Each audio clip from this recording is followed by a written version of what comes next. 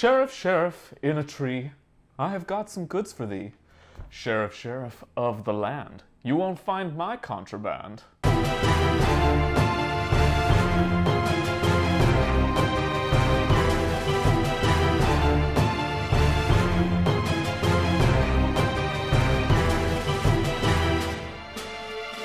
Hey hooligans, I'm Haak. Are you ready for some trade tariffs, taxes, and capitalism?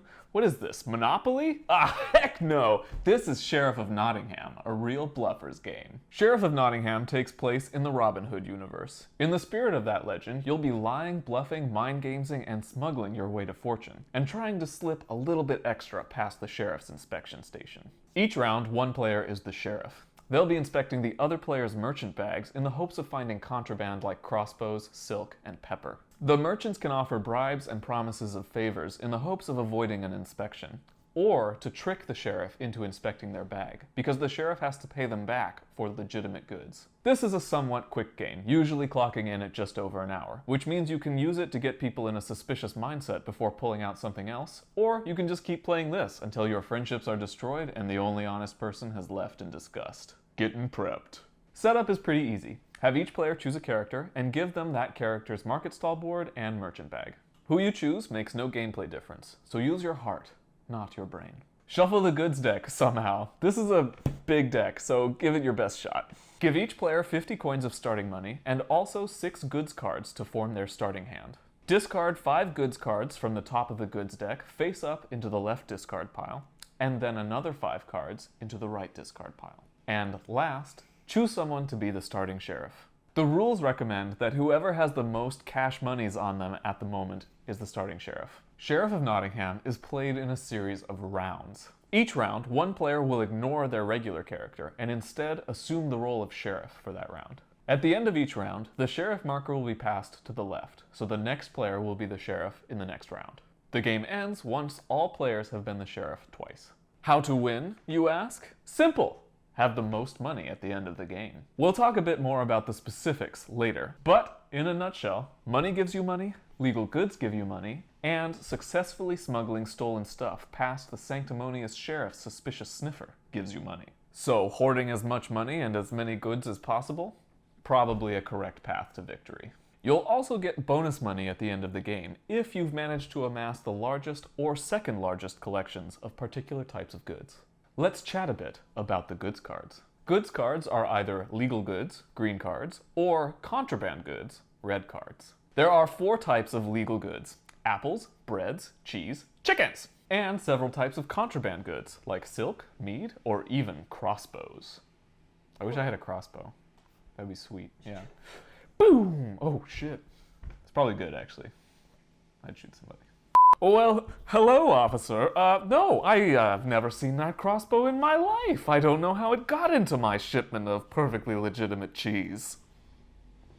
Each goods card has a money value as well as a penalty value. The money value tells you how much that card will be worth to you at the end of the game if you've successfully added it to your merchant stall. We'll get to the penalty value a bit later on. Round robin.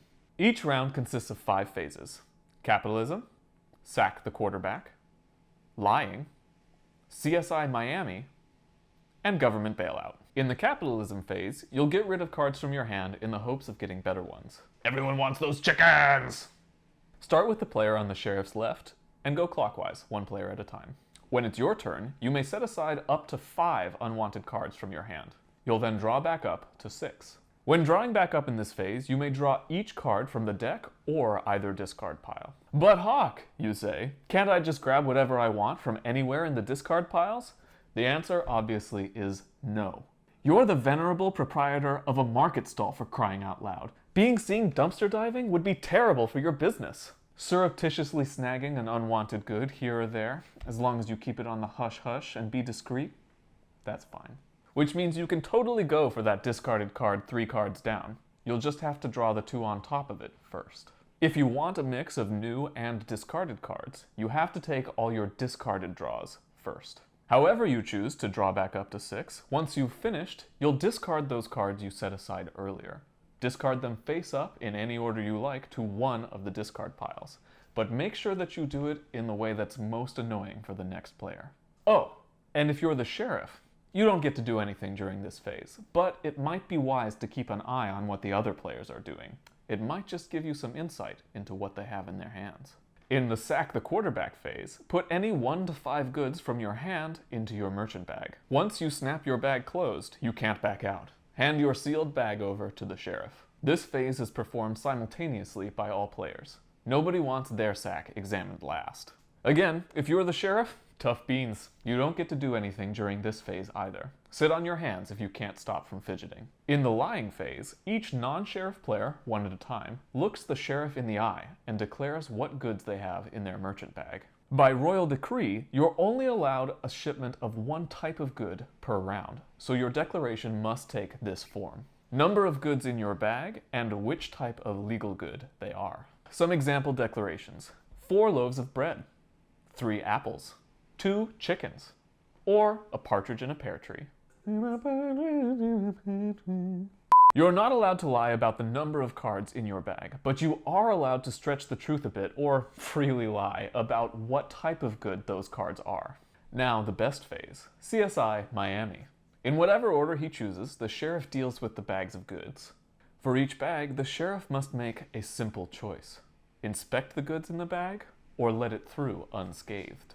If the sheriff lets a bag through, it is immediately returned to its owner, who opens it and adds its goods to their market stall. All legal goods are placed face up in the appropriate slots, and all contraband goods which may have been hiding in the bag are placed face down above their stall. If the sheriff chooses to inspect a bag, this is where it gets fun. Once the sheriff opens the snap, there's no turning back. All the cards inside are revealed. If the merchant was lying in their declaration, they've just been caught red-handed. Any legal goods of the declared type are still added to that player's market stand as usual, but any other cards, either contraband or legal goods of the wrong type, are discarded. The cheating player must pay a fine to the sheriff equal to the total of all the penalty values on their illicit goods. If, on the other hand, the sheriff reveals the cards and they're exactly what the player said they were, the tables are turned and the sheriff has to pay a fine to the player. The fine's value is equal to the total penalty value of all cards in the bag.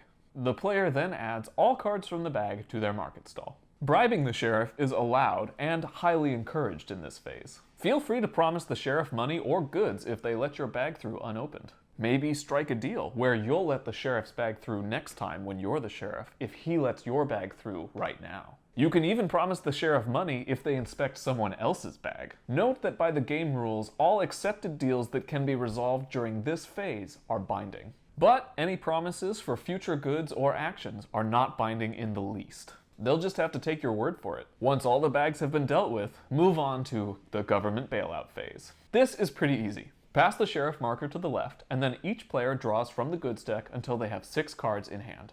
Money, money, money. Money, money, money! Money!